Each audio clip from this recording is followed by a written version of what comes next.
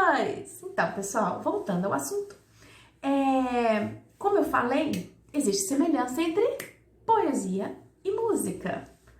Poesia não, desculpa, poema. A gente falou tanto de poesia que eu tô falando de poesia agora. Poema e música. Lá na Idade Média, os poemas, eles não eram recitados, tá? Lidos de forma dramática apenas. Eles eram cantados, então tinha instrumentos musicais, batidas, às vezes com palmas. Então, por isso que música e poema têm uma mesma característica, o ritmo, né?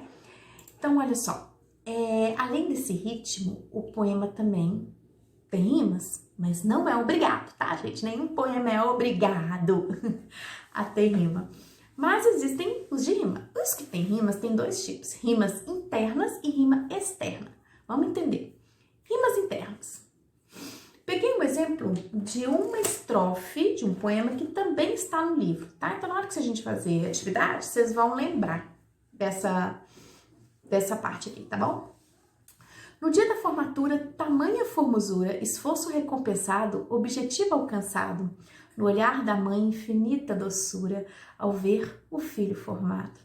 Tá vendo? São versos que representam a alegria, né, de uma mãe ao ver um filho que se formou, que também faz parte de um esforço da mãe, né? Esforço dos pais, na verdade, vamos incluir pai aí, né? Família. Bom, tá na página 13 do livro 2 esse exemplo. Eu marquei para vocês em azul as rimas. As rimas não acontecem no finalzinho, tá vendo, ó? No dia da formatura, tamanha formosura, ura, tá vendo? No mesmo verso, eu tenho duas palavras que rimam, só que uma delas está no meio do verso. Por isso que é chamado de rima interna. A rima que tá no final rima com a rima que tá no meio. Embaixo a mesma coisa. Esforço recompensado, objetivo alcançado. Tá vendo? São rimas, só que a última palavra rima com uma que tá no meio do verso. Então, por isso que a rima é interna, tá bom? Quando acontece de ter rimas só no final dos versos, que é o que a gente tem mais costume de ver, né? Ou pelo menos identificar com mais clareza, são as rimas externas. Então, no mesmo exemplo, ó, no dia da formatura, tamanha formosura, tá? Esforço recompensado, objetivo alcançado. No olhar da mãe, infinita doçura, ao ver o filho formado. Além das rimas internas que essa estrofe tem também rimas externas, com a mesma palavra que rimou internamente, tá vendo? Ó, formosura não rimava internamente com formatura? Então agora, formosura rima com doçura, no terceiro verso. E as duas, formosura e doçura, estão no final. Então, formosura com doçura, rimas externas. Alcançado com formado, né, no verso 2 com o último verso, verso 4, rimas externas, estão no finalzinho, tá? Então, de um modo geral, para fechar, formatura e formosura são rimas internas. Formosura com doçura, rimas externas. Recompensado com alcançado, rimas internas. Alcançado com formado, rimas externas, tá bom? Então, tem duas palavras aí que fazem rima interna e externa ao mesmo tempo, ok? Então, é a diferença de posicionamento, tá? Das rimas, só isso. Bom, tem problema? Tá errado um poema não ter rima? Claro que não, gente.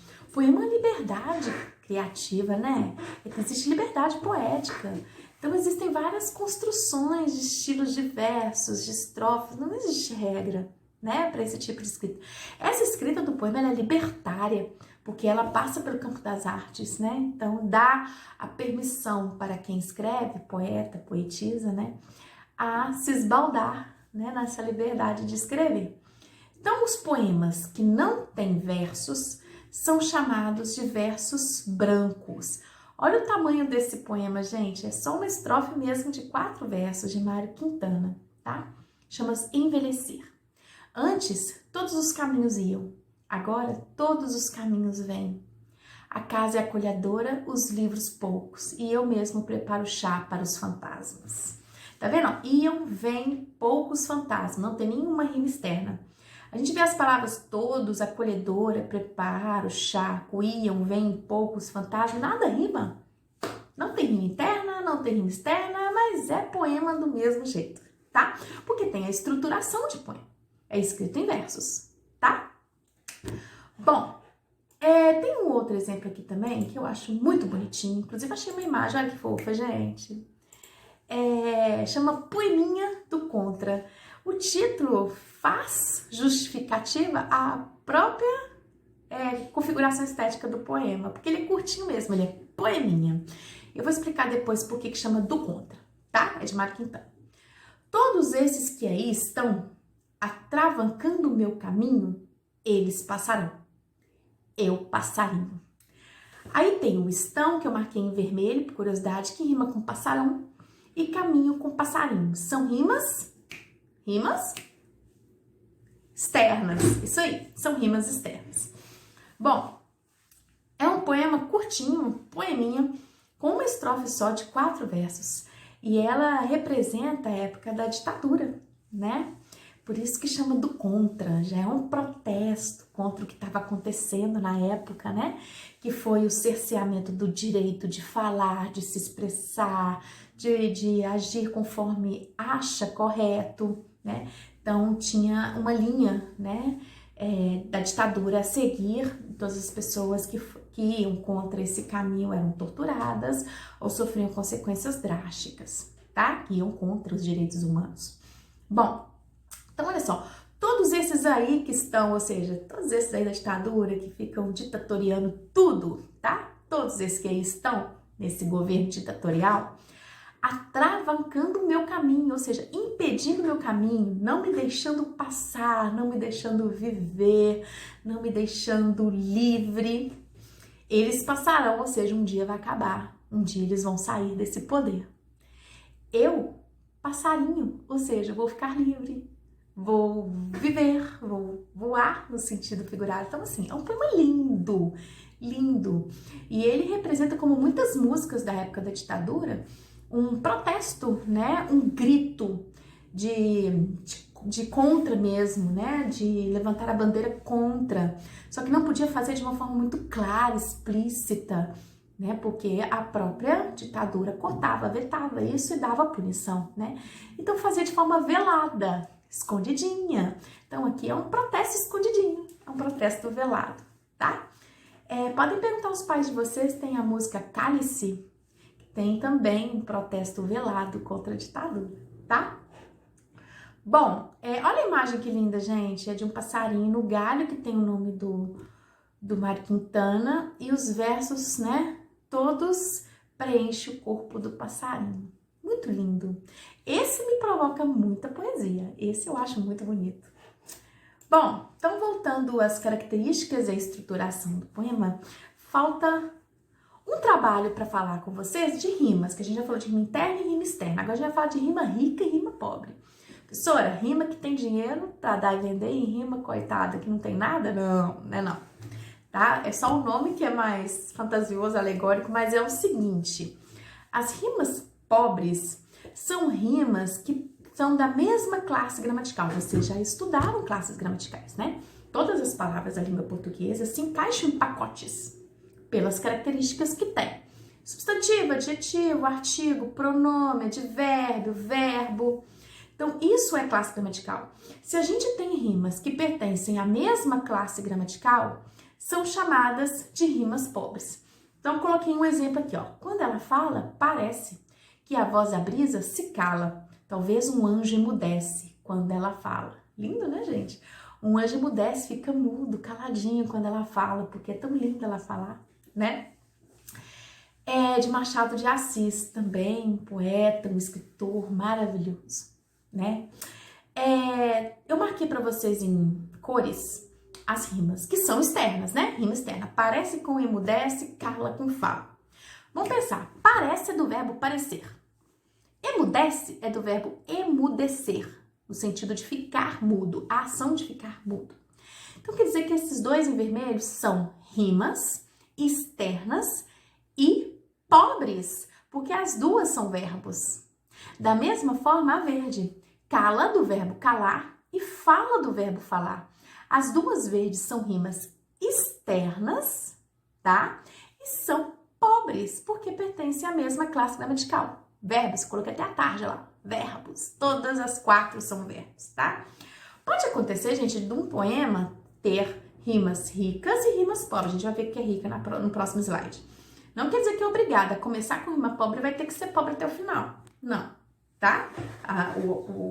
Quem escreve, quem faz os poemas, tem essa liberdade de fazer conforme convier. Próximo slide é o seguinte, rima rica.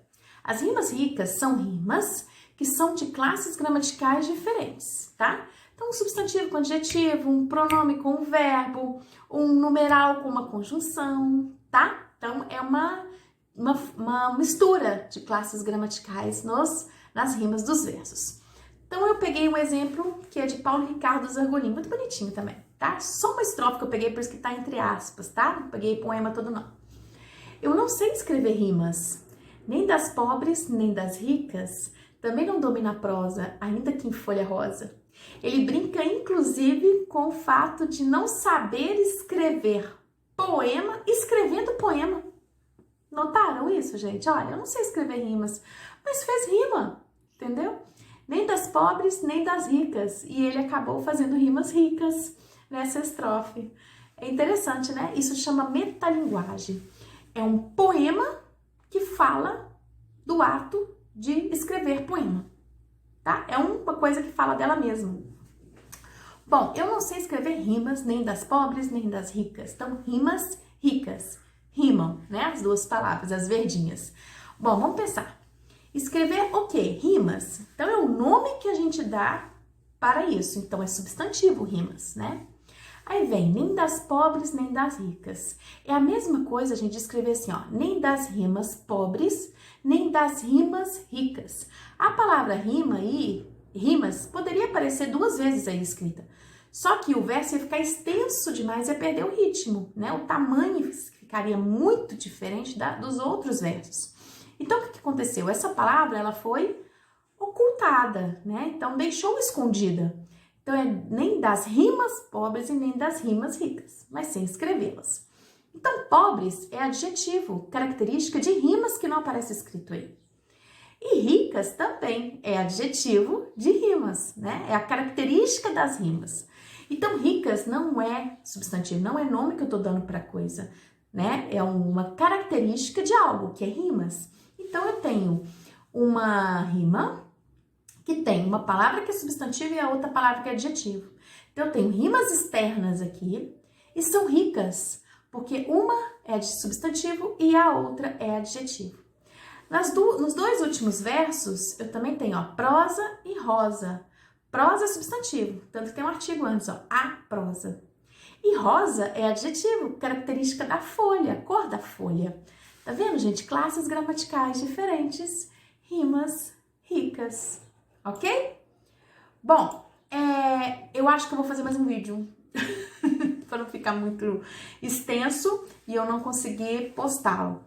Eu vou fazer mais um vídeo, parte 3 da nossa aula, tá? Só para fazer uma curiosidadezinha e umas orientações gerais, tá bom? Já, volto.